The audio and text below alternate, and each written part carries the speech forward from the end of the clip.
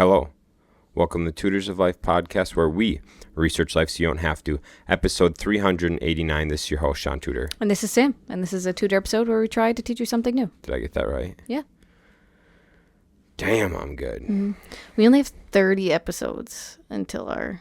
420? Yeah. So that's 15 weeks. What's 420? We just said we were going to do something special for that one. On 420? Mm-hmm. Like get fucking... Well, it's not on 420. Oh, interesting. But episode number 420. Oh, interesting. Because I think it'd be a fun, like... If we could do, like, a fun big group... Well, maybe not big group, but a bigger group podcast. Okay. I think it'd be fun. All right. 15 weeks. Easy to do 4 people. Yeah. Until it's going to be harder to do more. Mm-hmm. Right? Mm-hmm. I mean, we have 6 microphones. We would almost need someone operating a camera or something. Oh, for sure. Yeah. I don't know. We'll figure it out. Cool. I mean, next week we're going to be on a podcast. On Pay It Forward. Yep. So maybe we'll With learn Austin some stuff. Seward. Learn some stuff while we're there. All guaranteed. So. Guaranteed. We got time. You know what he said? What? I asked him if he had someone behind the camera. Mm-hmm. He said it's all automated. Oh, yeah. But they put someone behind the camera because there was 2 instances where they recorded a whole video and something happened and it stopped partway through. Yep. So then they had to re-record. So now they just have someone sit back there in case something goes wrong. Yeah. Which, if it's mostly automated, you could kind of, in the interim, just put someone back there to watch. Yeah. You know what I'm saying? Yeah. I mean, that's why you guys can't see, obviously, but like the computer screen I can look at. So I would try to do something where like I've been tempted to like put a mirror behind my phone so that I can see that it's recording, because there has been a couple instances where it stopped. Yeah. So yeah, I mean, that is something we could look at doing. For sure. All right. But yeah, so 420 episode. Hopefully. We'll do something fun. Gang. Mm-hmm. 15 weeks. What is that? What are we going to do fun? 3 months. What are we doing for fun? I don't know. It's going to be a tutor episode? 420? No, it's an even one. It's a talk episode. Ah, okay. Yeah. I see. Cool. I don't know. I just thought it'd be fun to like do like a big group or something. Be fun? Mm-hmm. Nice. Mm-hmm. All right. What's up? It's another day. Yeah. Yeah, there was something I wanted to talk about, but I don't remember. Car related, business related. No, you told me though that we're at you saw something that said we're at like a all-time high for like. I don't know if it was an all-time high or it's just a recent high. It's a recent high, and I want to say it was like 11.4% of like defaults on mortgages. Yeah. Mm-hmm. Yeah. Good thing I got this trusty old phone of mine. So you can look it up quick to see if that's what it was, or to see what it is. Yeah.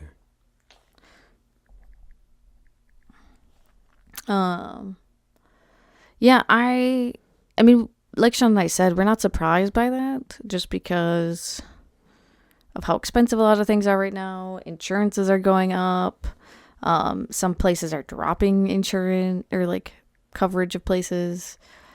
The insurance industry is just not doing good overall in general. But like food costs, and I do think a lot of people upgraded homes and could only afford them when everything was cheap. And now that everything is more expensive, they're like breaking the bank, and probably survived only for so long because they had savings, and now it's probably run dry. Do you find anything? It just says that in the 4th quarter of 2024, increased to a seasonally adjusted rate of 3.98% of all loans outstanding at the end of the 4th quarter. So 4% only. But I don't know what it means to like adjust for season or whatever. Yeah, that's weird. basis points. Yeah, I don't really get it. But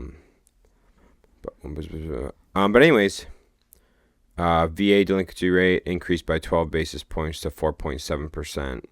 Conventional loans decreased by 1 basis point to 2.62%.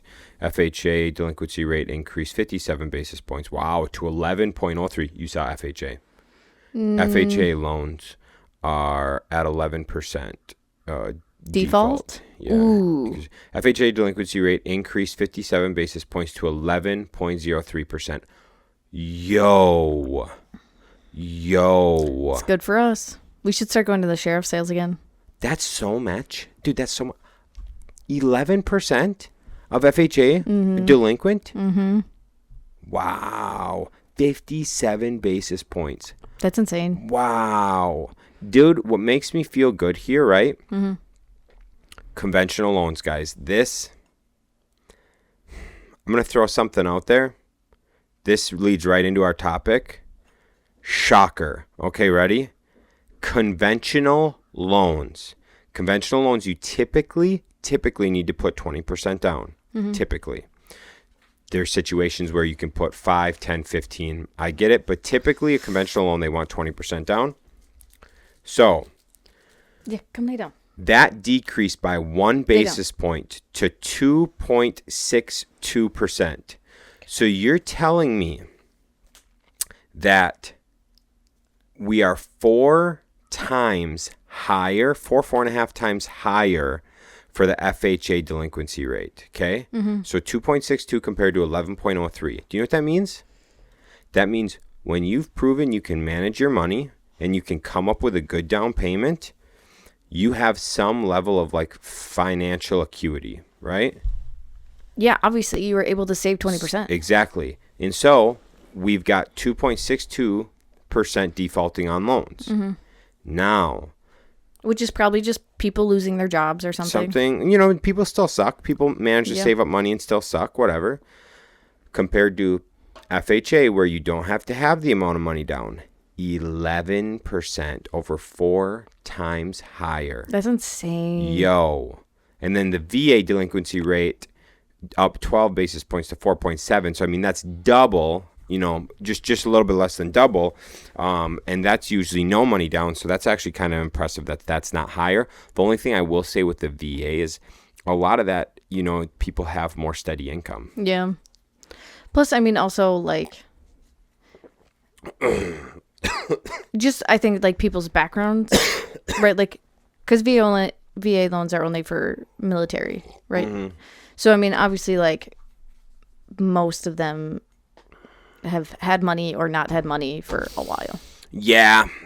And I think a lot of, like, I've talked to friends who are active duty, and they've got, like, Joes underneath them and stuff who get a loan and whatever, and they'll, like, not pay their mortgage or whatever, or they'll be stupid, and they will literally bring their Joes in and do, like, financial class, like how to fucking manage your money, like don't be stupid, don't put yourself in these situations, and help them get out and stuff like that. Yeah, that's smart. And you don't have that in most places. And I suppose too, if you're active, you get a stipend. Yeah, you get a stipend for housing. So yeah, I mean, you get paid to pay your mortgage. So yeah. Mm-hmm. All right, that leads right into our topic. Know your numbers. Hell yeah. Know your numbers. Mm-hmm. All right, go ahead. You want my sheet? Sure. You want... Right now I'm currently reading. I didn't bring it up here. What was it? It's the How to Have an Insanely Successful Business. Successful business. Yeah. Or the like blueprint for how to have an insanely successful business. It's only 150 pages. It's also awesome because he puts keys in all of his key notes. Mm-hmm. So it don't really have to highlight it or write anything in there because he just already has it done. But the first like 3 or 4 chapters are all about knowing your numbers, because if you don't know your numbers for your business, you're not gonna be successful. And he even talks about too, like being lucky, and like how you can very easily be lucky and have a very successful business, Yes. but luck runs out. Luck runs out. We've seen it many times. You have to be strategic in order to keep that business going. Yep. And so it always made me laugh that, like, because we've talked about that so much, and then this guy has it in his book, and I was just like, dang. Yeah. We've known people with a company that probably be evaluated close to 8 figures. And in no time, they would be hard pressed to even sell it. Yeah, I don't. Because they get to a point where it's like they run it to the ground. Their systems are trash. There's nothing there. And they got to be in so much debt too. Debt, the name gets tarnished. And it's like, what do you even do? Like, someone don't even want that, because compared to when it was at its peak, people would be like, yeah, give me that sheet. Yeah, done deal. Yep. So it's crazy to think that way and stuff. It's interesting. So he just, like I said, the first 4 chapters are all about knowing your numbers. And even after that, it kind of stems off of knowing your numbers, because you can't make any reasonable decisions or actions for your business without knowing your numbers, because how are you going to know if changing anything helped or worsened? Exactly. So knowing your numbers is very important for keeping track of how your business is doing, obviously. So the 3 things that you should be looking at on a monthly basis are your income statement, balance sheet, and cash flow sheet. So obviously we can pull them up on QuickBooks. So if you are a bigger company, your accountant should be giving that to you every week or every month. But also, if they are giving you those, make sure on, what was it, the balance sheet I was telling you? Yeah, maybe. What do you think? Balance sheet. Income sheet. What are you thinking? The one with the multiple columns. Oh, that's your profit and loss. So, cash flow? I think that's what you were talking about. It'd be your cash flow statement, I think. Yeah. Let me see. I don't know. I can't read your notes. So you had it for your income statement. Okay, that's what I thought. And so, yeah, you pull up all your columns. Go ahead. Yeah. So, like, for your income statement sheet, they should have for you the past 5 years for that month, and then every month before that for the year, and then have a year-to-date total column at the end. So, like, he says, obviously, he can have up to 18 columns on his income statements, because he has the past 5 years, plus all 12 months, plus the year-end date. And why he does this is because then you can see trends. So that's like one really important thing with looking at your numbers every month is looking at trends. So very easily, if you're looking at the past 5 years, you can be like, okay, February is always my slowest month. Why is February the slowest month? Shaun, why is February a slow month in construction? It's cold. People haven't gotten their tax returns back yet. It's just after the holiday season. So people, they're just not like out getting after it, looking for more. They're just kind of like hunkered down. Yeah, I remember last February we had like no calls. And so I call up a friend of mine who's been doing it for 20 years. I'm like, hey, dude, should I freak out? And he's like, oh, no. He's like, February's our slowest month. He's like, sometimes our guys will only do a sale or two. Yeah. And I was like, oh, thank God. And like that's when they all take their vacations. Yeah, he's like, February. everyone takes vacations February. Like, February's the down month. I was like, oh, thank God, dude. Sure enough, March picked up. Yep. So our business, technically, it's only in its 2nd year, so we can only look back 1 year.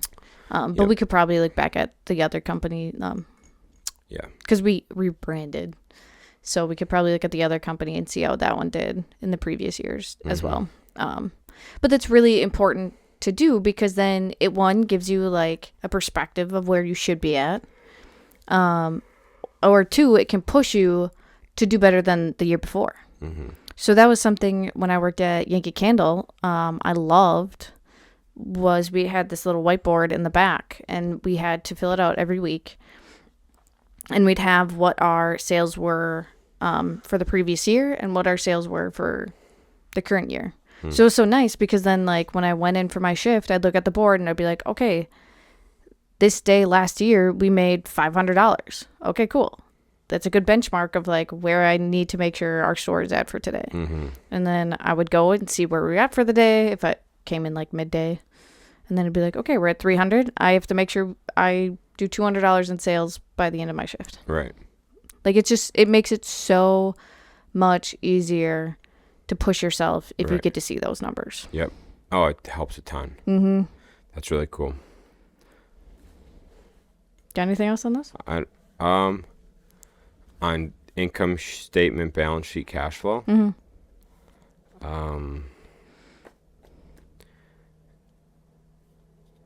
I think it's very important to see where your money is. So, and also, and you're going to talk about this in a minute, just because it says profit does not mean you actually have that in cash. Because I, like, for the longest time, and not even the longest time, it's still the thing. You see your profit and you're like, man, that's awesome. Then you look at your bank account and you go, where is it? Where's that money? And it's like, well, that money's redeployed. The money's out there in the ether making you more money. So, like, it's not real. And then taxes comes at the end of the year, and then they like to scrape it out from there too. So if you're not actively tracking that and paying attention to that, you're just if you're reviewing your P&Ls, that doesn't, it's nice to do and it's nice to see. And I like breaking it down by category because I like seeing what areas eat up the most of my money. And then I like to see kind of the minute things, like what's eating up, like what are some of the smaller things eating up that could just free up a little cash, right? And then I like looking at the balance sheet because the balance sheet's going to tell me accounts receivable, accounts payable, things like that, and my assets and my cash and all that. So then I can see, how much money am I sitting here waiting on? And that's a big thing. You want to speed up your accounts receivable in any way possible because the quicker you can get that money in, the quicker you have the money that, you can redeploy it. You have the cash in your account, whatever. So accounts receivable, I like being able to see that. I like being able to see my actual cash balance, to see what I actually have. I like being able to see how much I've gotten assets to see, like, are these assets actually producing me income or not? Because you can be like, well, I got 100,000 in assets, and it's like, well, I could produce the same with 40. So what the fuck am I doing? Right. And that's one of the diagrams he showed is like, it's like this, like I wanted to buy a new truck and I didn't, but I wanted to. So the thing is had I gotten a new truck, it would have changed nothing in my income. My income wouldn't have changed at all. And so I would now be with more assets, have had a bunch of money come out of the account to not make more money. How does that make any fucking sense? Doesn't really. Now, if a vehicle is or if one of my trucks is, coming to the end of its life, if we've got extra funds, if I'm looking to rebrand or like increase our brand, increase our presence, shit like that, then that could make sense to buy something. But until those things are hit, just buying something to buy. I see this so much with guys in construction and like in the trades. Dudes will fucking buy a $60,000 truck, $70,000 truck. And I'm like, homeboy, how come I can bring in more income in my $15,000 truck? and then I don't have that payment.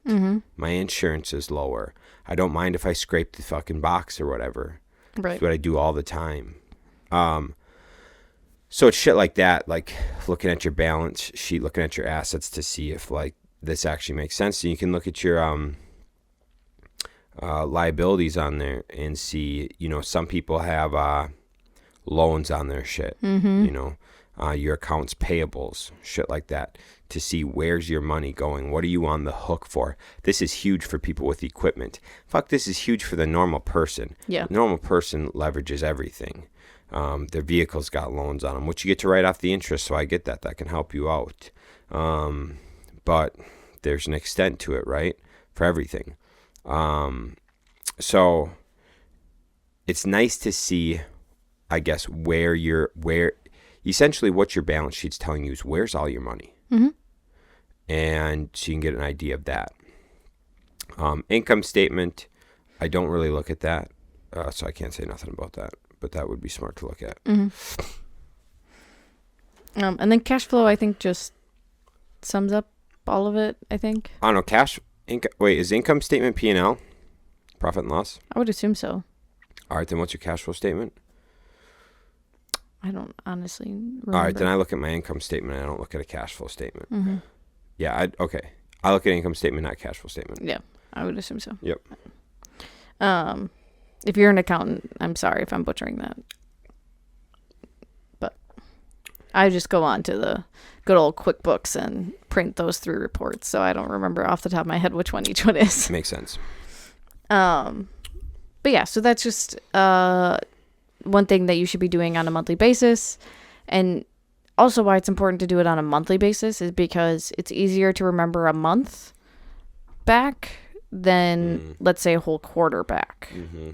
I do think it gets a little monotonous to do it weekly. And plus, like, for us, it would be so hard. That would be a nightmare. Yeah. Wouldn't be worth it. No. Some obviously businesses, I'm sure it's a lot easier to. Ones that are just like inventory, selling a product kind of thing. But since our projects are so big and last so long, it would be just so hard. Right. But yeah, so that's where to find your numbers for the most part. Another thing to keep in mind is in this book, he talks about how to like make decisions or changes in your business. So basically you have management that makes the decisions or changes anything. And then that becomes like an activity is what they call it. And then the activities becomes outcome. Was that the last one? And so in order to assess result, yeah. So in order to assess how the activities are going, you obviously need the results, and you need an accountant to tell you how those results were, how those activities affected the results. So you need an accountant for that. And then you need workers to do the activity to make the outcome. So it's kind of like a fun little thing of just like how to see how your numbers or your decisions affect your numbers. But you need an accountant and to look at those balance sheets in order to see if they worked or not. Right. Yep, exactly. Sorry, my brain just stopped working midway Well, it's through like that. your KPIs, like your key performance indicators. And like, we don't do this. We suck at this. We're good at like our profit and losses per project. So we break down what's our profit and losses per project. We know our balance sheet, like I was saying, our assets, liabilities, accounts receivable, cash. Okay, cool. We aren't good, and it's one of the biggest things we're going to start working on this year is KPIs. Yeah. We've been trying to do it for the last year, but we have not been strict with our guys on it. No. And because we haven't, it's really cost us essentially a year of not learning. Yeah, basically. So the idea is for KPIs, key performance indicators, is like you know, as you're saying about like your results and shit, like, are you getting the results you expected? How do you know? Was it faster than expected? Was it slower than expected? Why? Is there things we can do better next time? What went well? Whatever. So if you're measuring all of that to know, an example for us is like when I'm bidding something, I'm bidding at like, let's say flooring, right? So our goal is to make $85 an hour. That's for whatever. So our goal is to make $85 an hour. Now we install floors anywhere from, I think, like $225 to $250 a square foot. Okay, install floors $225 to $250 a square foot. Now we should have guys tracking the amount of hours it took for them to lay floor down. We should have them track the amount of hours it took to tear the floor up and what kind of floor they tore up. We should track to see how long it took to level the floors and prep the floors, okay? So after we track all that, then we can figure out, so then we have the hours, we have our total amount we got paid, we can divide, we can look, and we can go, okay, well, we made $65 an hour. We were supposed to make at least 85, and we should be getting efficient, so we should be making more than 85 if we're charging that, right? So it's like, well, what went wrong? What things did we not account for? So like when I go in and I look at something, if we got to tear out carpet, my amount for demo is a lot less than if we have to tear up like tile. Yeah. Right? And so I know roughly like X amount a square foot we can charge to tear up a carpet. X amount of square foot to tear up tile. And then, I put that in there. Well, then we have to see if we're actually hitting our performance or not, and if I need to up those numbers. If it's my, or if it's the guy's fault, what hiccups, we didn't have the right tools on it, whatever it is, right? You can measure and you can track these things. We started half-assly and didn't fully commit and didn't fully like, guys, we need the hours exact for each task, blah, blah, boom, turned in. And had we done that and been more serious with it, we'd have a year of tracking. Yeah. So that's going to be something we work on this year. All of the big people I listen to, I follow, I take advice from, all talk about measurables. Do you remember what you said about like the measurable thing, like the measurable quote? Like you can't grow if you don't have measurables or something, or what is that? Yeah, it was something like that. You're out of it today. Yeah, I am. Okay. Sorry. All right. So essentially, like if you aren't measuring, you're not growing. You're not growing. You don't have a sustainable business if you can't measure what you're doing. And all the people I look up to, that's exactly right. Like it goes right off of the, like, you can luck yourself into having something, but you're not going to sustain it and keep it forever if you don't measure and figure out what's bad, what's good, how do I make it better, how do I sustain this, whatever.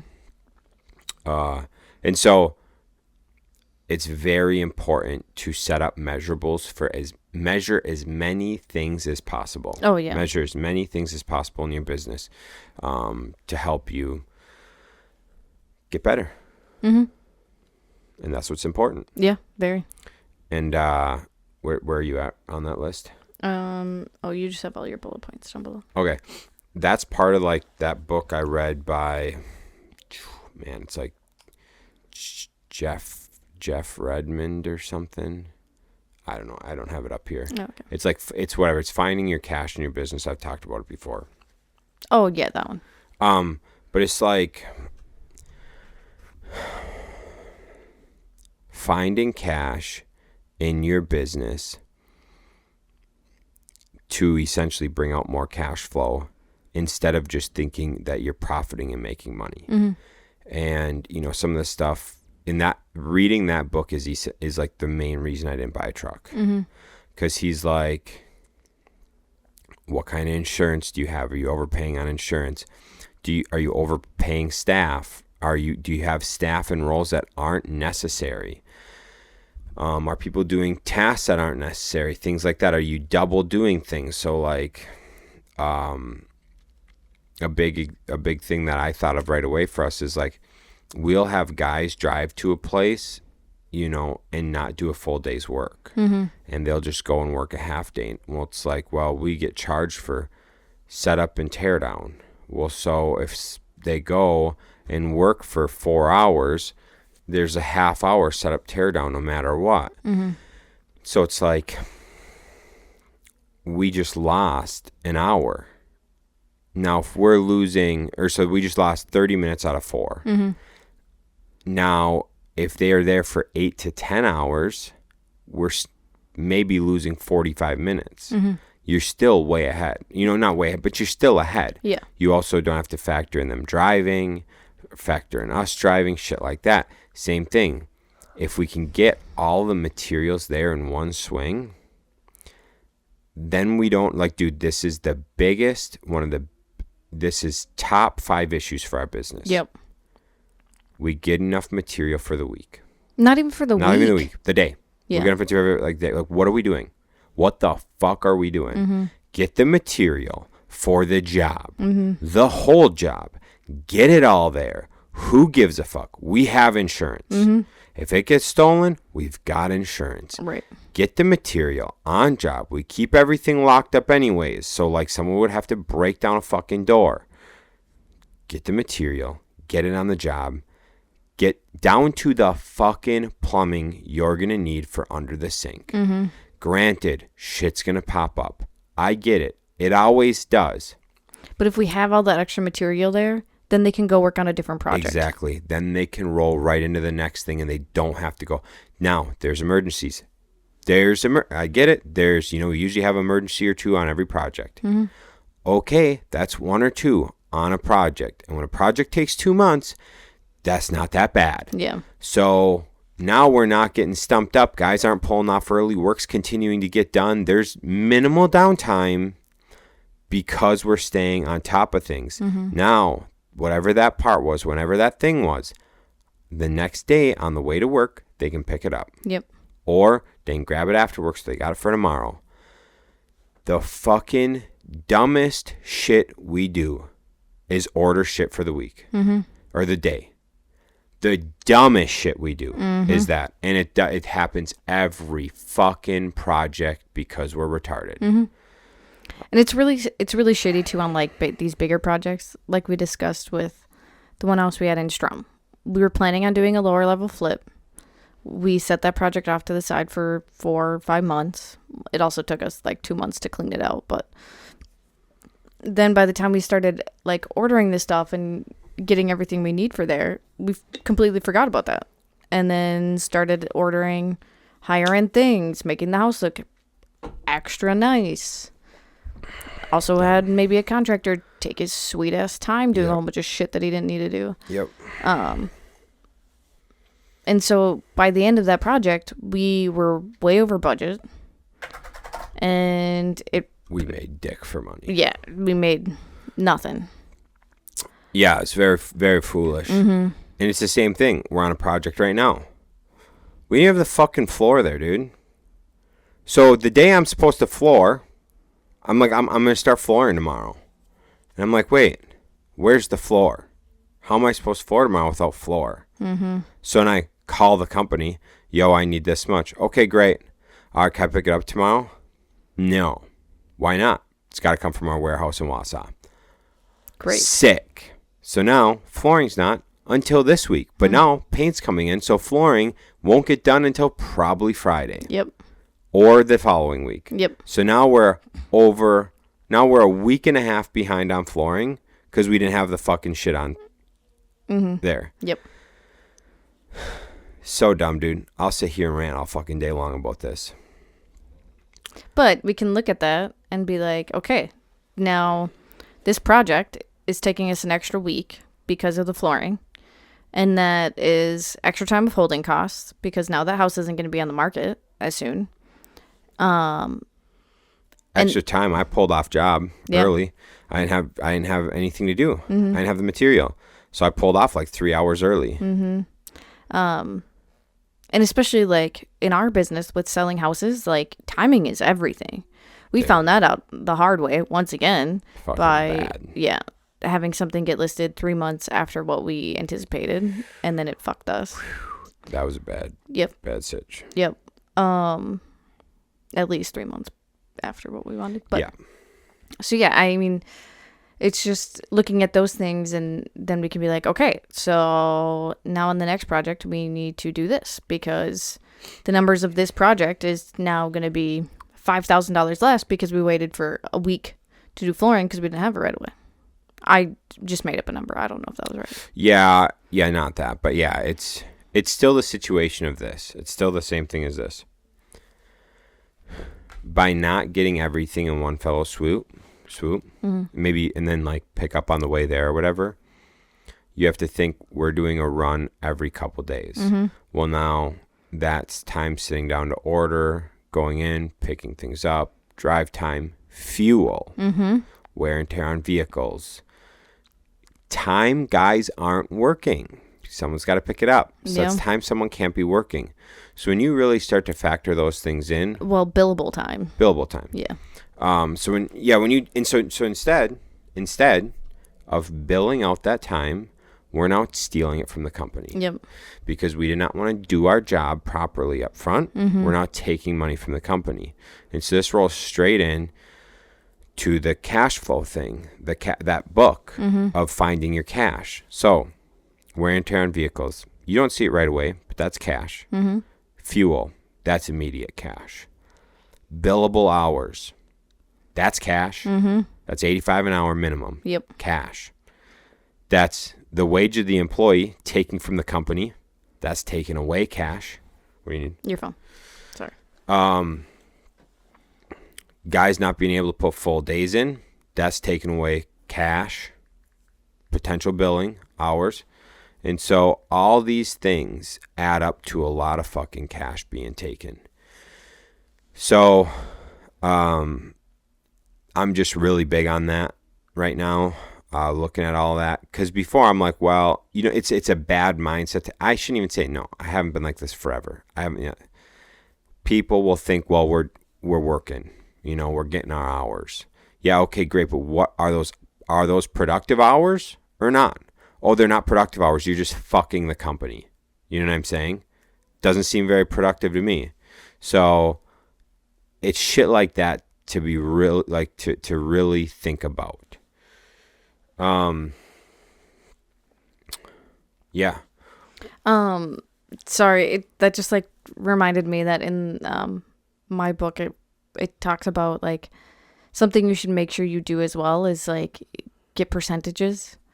So like percentages is like how you're doing this year compared to last year, but also like price per unit, which like you kind of mentioned too about how we do look at like our profit per project, but we should also be looking at like how much profit of each project is our total profit or like contributes to our total profit, because then we could see like very easily like, okay, when we do more customer jobs, our percentage goes down per item.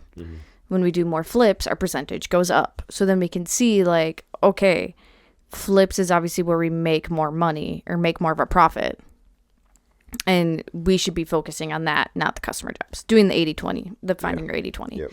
But you need to have those percentages of your price per unit. And that's something we don't do that I do want to look into, actually. I thought that was interesting. That's cool. The last thing I got, is that 30 minutes? Oh, 39. 39, Jesus.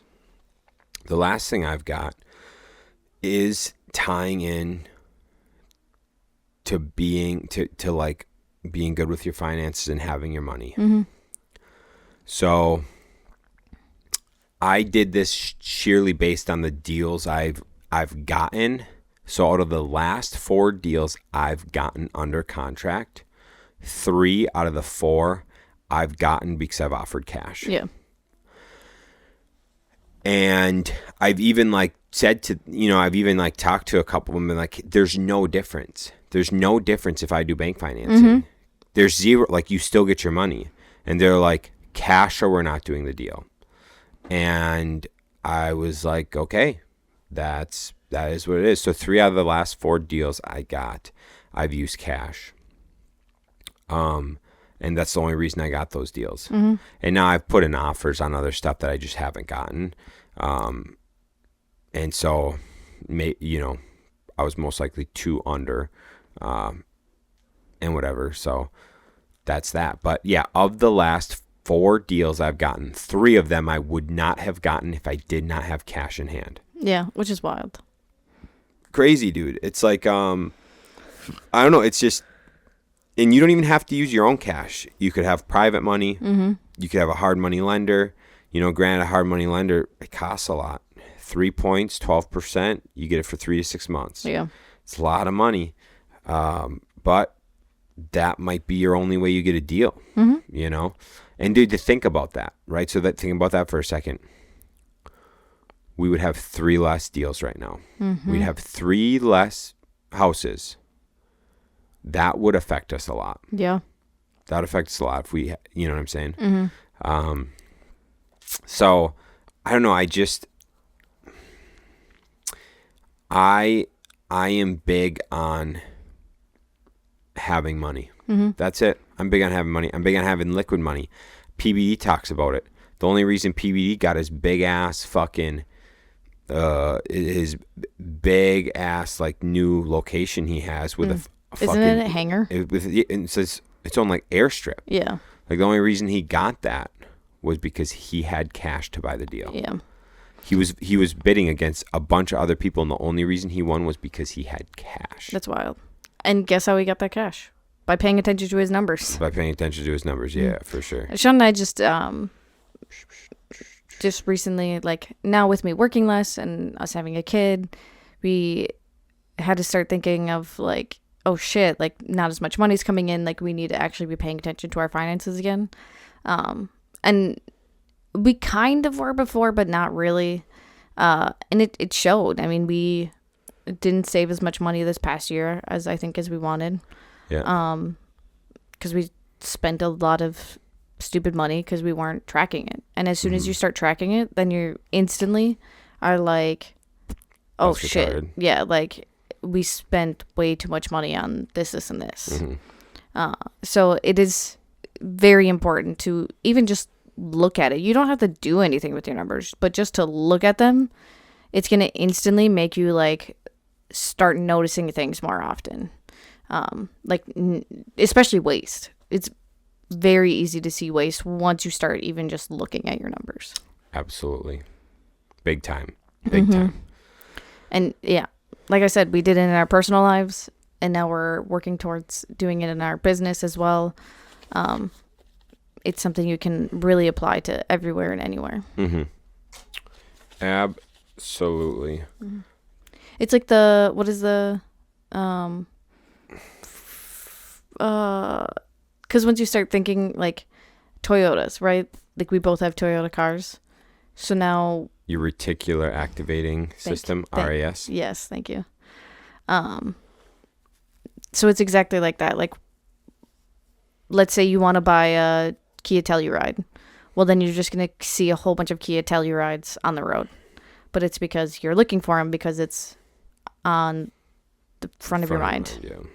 So just looking at your numbers, you're going to start seeing a lot more things that relate to them. Yep, exactly. It's wild how that works. And dude, I just sit there and look at the business and like how I rattled everything off. I just see that shit. So when we're doing a Menards run or like we're not doing the shit we should be doing and what we're best at, I just see like money gone. I just see money gone. That's all I do. When I see fucking 8 Menards stop or receipts for one day, and they were not for 8 different projects, I'll tell you that. Yeah, dude, it makes me mad. It's immediate, dude. it's seriously, you see that, just seeing that one little thing. It's like, oh, all right, we lost $500 today. Like, oh, great. The company's down $500 today. Yeah, something Shaun and I will do too is like if there was a major fuck up, even some smaller ones, like we will break down in our minds like, okay, so one person had to be pulled off the job to go to Menards to get whatever. So that was an hour of their time wasted. So not only is that an hour of their time wasted, that's also an hour of time that's not being able to be billed. Yep. Plus an hour of time that's not being worked at said project. So it's actually 2 hours that you're losing. Right. Exactly. So we break stuff down like that all the time. And like, so that way it makes you think like, okay, so this little mistake of forgetting this pipe or whatever, now we lost $500. Right. Yeah. And you will get mad. You'll get mad a lot. But use that anger in a productive way to help improve your business and not just like yell at people and be like, why are you such an idiot? Right. Like use that anger to come up with better systems or better pathways of stuff to prevent those things from happening. Yep. Yeah. And break it down for them. Hey, because of this, and this cost us $500. Yeah. Like, you understand that's $500 less. Do you want a bonus? Do you want profits? I want to give you a bonus. I want to give you profits. I can't because you fuck me. Because that one little mistake was your bonus. Yeah. That's $500 now. Like, dude, think about that. Now, if that's happening a couple times a week, you know what I'm saying? That's a fucking office payment. Yeah. You know what I'm saying? Or whatever it is. Like, when you start, dude, because it happens multiple times a week in our business, you break that down, dude.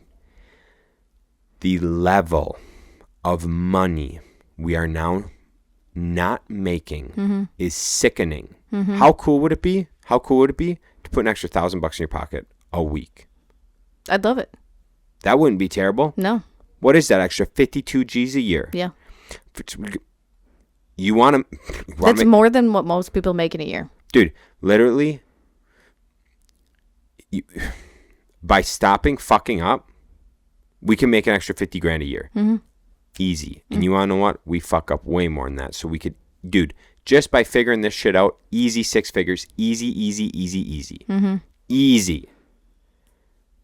Yep. Stupid as fuck, dude. Yep. Literally leaving over 100 grand on the table because of stupid mistakes. Stupid mistakes and not tracking and not like blah blah blah blah blah.